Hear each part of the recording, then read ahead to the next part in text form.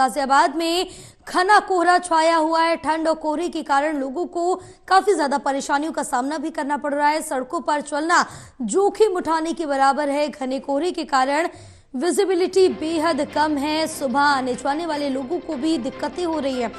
तो बड़ी अपडेट आप तक पहुंचा रहे हैं, जहां गाजियाबाद में भी कोहरे के चलते लोगों को काफी ज्यादा परेशानियों का सामना करना पड़ रहा है। घने कोहरे के चलते लोगों को काफ़ी परेशानी हो रही है। सुबह आने जाने वाले लोगों को दिक्कत हो रही है और जो अपने वाहन का खुद प्रयोग करते हैं, कोई बाइक से जा रहा है या साइकिल से जा रहा या फिर अपनी गाड़ी का प्रयोग करता है, तो उसको भी ड्राइविंग में उस समय काफ़ी ज़्यादा परेशानी आ रही है, क्योंकि यहाँ पर जो विजिबिलिटी है या तो फिर शून्य बनी हुई है या फिर लगभग 2 से 300 मीटर तक की विजिबिलिटी बनी हुई है। पूरी 500 मीटर की भी नहीं है। तो विजिबिलिटी कम होने के चलते लोगों को आवाजाही में काफ़ी ज़्यादा परेशानियों का सामना भी करना पड़ रहा है, जिससे ठंड भी और ज़्यादा बढ़ गई है। और आपको बताते चले कि मौसम विभाग की तरफ से भी ये बताया गया, अनुमान लगाया जा रहा है कि आने वाले दिनों में और सर्द हवाएं चलेंगी, जिससे और ज़्यादा परेशानी हो सकती है। और इसके साथ ही प्रदूषण का जो ग्राफ है वो भी लगातार बढ़ता जा रहा है। ग्राफ 3 दिल्ली एनसीआर में ऑलरेडी लागू कर दिया गया है, लेकिन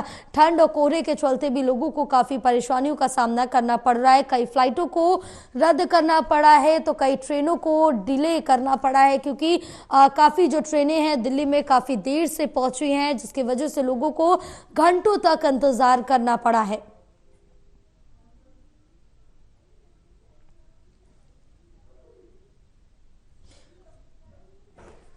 हमारे साथ हमारे सहयोगी करणवीर कश्यप जुड़े हुए और ज्यादा जानकारी ले लेंगे। करण, क्या कुछ अपडेट मिल पा रही है? अगर मौसम विभाग की माने तो अभी ठंड का जो प्रकोप है और ज्यादा पड़ने की उम्मीद जताई जा रही है, लेकिन गाजियाबाद की अगर बात करें तो विजिबिलिटी 0 या 200 से 300 के बीच बनी हुई है। बिल्कुल, देखिए गाजियाबाद में घना कोहरा है और सुबह के वक्त से ही ये कोहरा लगातार है, ठंड भी है और कोहरे के कारण जो विजिबिलिटी है वो बेहद कम है। लोगों को तमाम तरह की दिक्कतें हैं। कोहरा इससे कदर ज्यादा है कि विजिबिलिटी बेहद कम है। वाहन की हेडलाइट चलाने के बावजूद भी लोग जो है ठीक तरह से देख नहीं पा रहे हैं और गाजियाबाद में ये ठंड लगातार आने वाले समय में भी बढ़ती रहेगी, क्योंकि मौसम विभाग का ये इस तरह का मानना है। तस्वीरों में आप देख सकते हैं कि किस तरह से जो ठंड है, जो फोग है, तो किस तरह से पूरी तरह दिख रहा है और जो वाहन है वो कहीं ना कहीं जो है दूर से नजर नहीं आते हैं। वो लगातार बनी हुई है कोहरे की वजह से और तमाम तरह से जो सुरक्षित यातायात हो, इसके लिए एडवाइजरी जारी की गई थी कि आने वाला जो वक्त है वो फोग का है, तो लिहाजा आप लोग सावधानी बरते। पुलिस ने इसको लेकर एडवाइजरी भी जारी की थी। आज यूपी गेट पर मैं अभी मौजूद हूँ, यूपी गेट के पास, तो वहां अभी कई ऐसी गाड़ियां खड़ी हैं जो घने कोहरे को छटने का इंतजार कर रही हैं। उन ड्राइवर्स का ये कहना है कि जब कोहरा कम होगा तब हम गाड़ी लेकर के जाएंगे, क्योंकि ऐसे बहुत सारे वाहन सड़क पर दौड़ रहे हैं जिनमें पीछे की बैकलाइट नहीं है या रिफ्लेक्टर नहीं है या कोहरे को काटने वाली जो लैंप फोक लैंप होते हैं वो नहीं है।